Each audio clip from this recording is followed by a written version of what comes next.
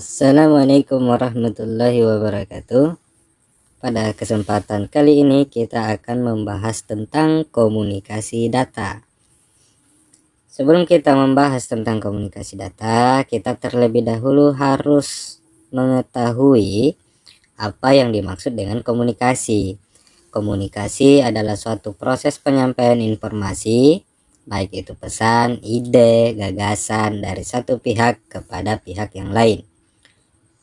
Pada umumnya, komunikasi dilakukan secara lisan, sedangkan pada komunikasi data, proses penyampaian informasi atau data dari satu entitas ke entitas yang lain dilakukan melalui perangkat seperti komputer maupun media elektronik lainnya.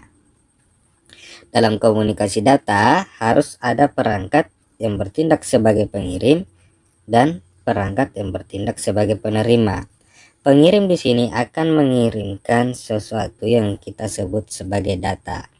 Ada 5 aspek penting yang harus diperhatikan dalam komunikasi data, yaitu yang pertama adalah source, yang kedua transmitter, yang ketiga transmission system, yang keempat receiver, dan yang kelima destination.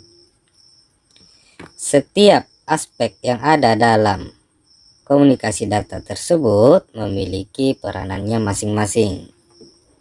Yang pertama adalah source atau sumber data. Source atau sumber data yakni tempat utama di mana kumpulan data sekaligus informasi dapat dimunculkan kemudian dikirimkan. Sumber juga bisa diartikan sebagai sumber asal dari suatu perangkat yang berfungsi untuk menginput data serta mengirimkannya ke tujuan penerima data. Selain komputer, ada beberapa perangkat yang bisa kita jadikan sebagai sumber, antara lain seperti fax, telepon, PC, telegram, dan sebagainya. Setiap sumber ini nantinya dapat menghasilkan suatu gelombang elektromagnetik untuk mengirimkan data. Yang kedua adalah transmitter. Transmitter fungsinya untuk memproses beragam informasi data sebelum dikirimkan lewat media tertentu. Bentuk asli data sebenarnya hanya berupa kode biner yang hanya kita ketahui.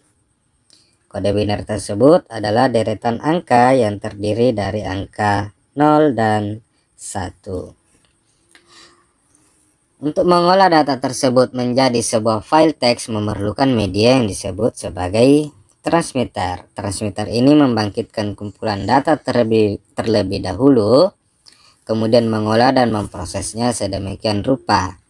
Setelah data tersebut diolah menjadi kategori teks tertentu, maka akan diubah dan dikirimkan melalui perangkat lain dengan bentuk sinyal analog. Kemudian dikirimkan dan disalurkan kepada perangkat sebagai penerima data.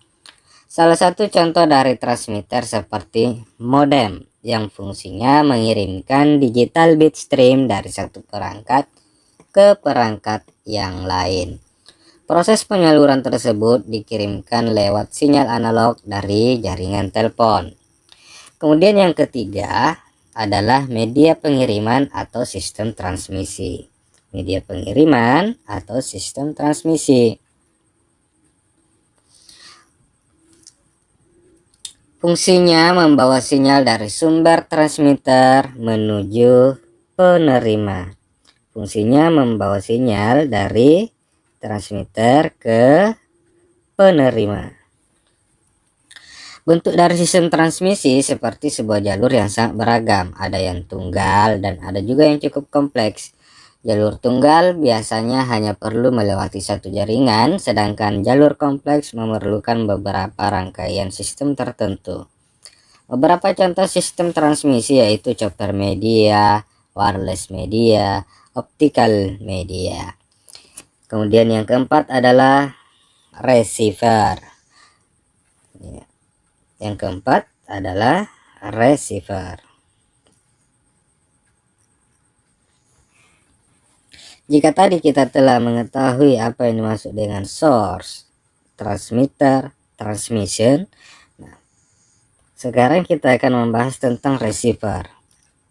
Receiver adalah salah satu komponen penting yang dimiliki oleh penerima data atau informasi. Perangkat tersebut berfungsi untuk menerima sinyal yang telah dikirimkan oleh sistem transmisi. Jadi, dari source ini ada berupa data yang dikirimkan melalui transmitter ke transmission system. Dari transmission system kemudian dikirimkan ke receiver. Nah, receiver ini menerima sinyal yang telah dikirimkan oleh sistem transmisi. Sinyal tersebut kemudian tidak dilakukan secara langsung karena harus melalui tahap seperti saat proses transmitter itu sedang bekerja. Penerima A sebenarnya tidak dapat menerima data tersebut secara langsung karena data masih perlu diubah ke bentuk sedia kala. Data terlebih dahulu diproses ulang sama seperti pada kinerja transmitter.